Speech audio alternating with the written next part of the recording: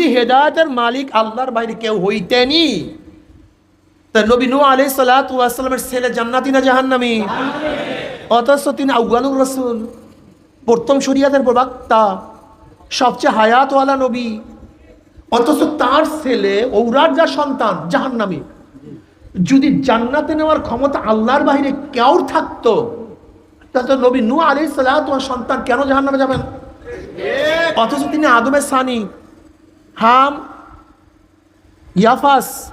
শাম ইয়াফাস, এই তিনজনের মাধ্যমে গোটা দুনিয়ার মানুষগুলি, কথাটা বুঝাতে পারিনি। তাহলে আদমের সানি যাকে বলা হয়, তার সন্তানও জান্নাতি না জাহান্নামী? কারণটা কি? আল্লাহর বাহিরে কাউকে জান্নাতে নেওয়ার ক্ষমতা কেউ। বাস, মাশাআল্লাহ।